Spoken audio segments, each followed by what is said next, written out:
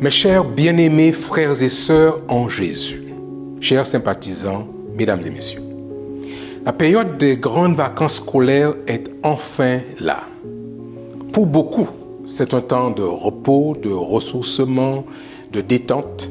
Pour d'autres, c'est une période de transition, de préparatifs avant un grand départ.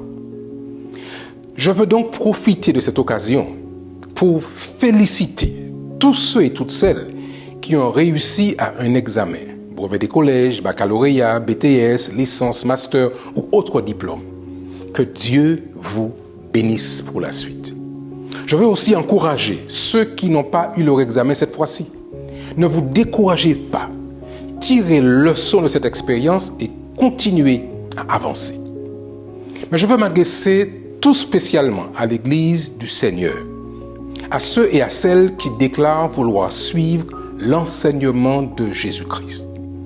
Mes chers bien-aimés, faisons de ce temps de vacances un temps de guérison, un temps d'apaisement, un temps pour baisser la colère, un temps pour faire cesser les combats, un temps pour faire un pas vers l'autre, un temps pour aller vers son frère, vers sa sœur, vers son voisin, un temps pour rassembler la famille. Ne gardons pas nos rancunes, ne haussons pas le ton, demandons à Dieu la force de nous aider à nous pardonner réciproquement. Nous avons tous commis des erreurs, mais le pardon est une puissance qui libère. Mes chers amis, le retour de Jésus est proche. Ce n'est pas juste un discours d'église, c'est une vérité imminente. N'écoutons pas ceux qui veulent nous engager dans des conflits stériles.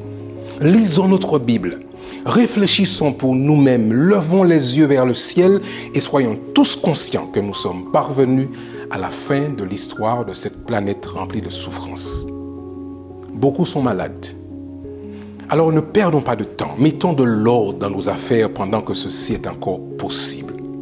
Je souhaite à tous une bonne période de vacances, même ceux qui ne sont pas en vacances. J'invite sur vous les riches bénédictions du Seigneur.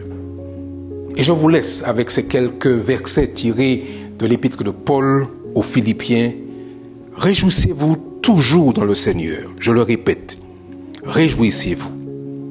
Que votre douceur soit connue de tous les hommes. Le Seigneur est proche.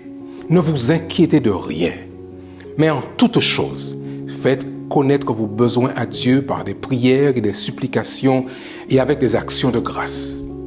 Et la paix de Dieu, qui surpasse toute intelligence, gardera vos cœurs et vos pensées en Jésus-Christ. Philippiens 4, versets 4 à 7.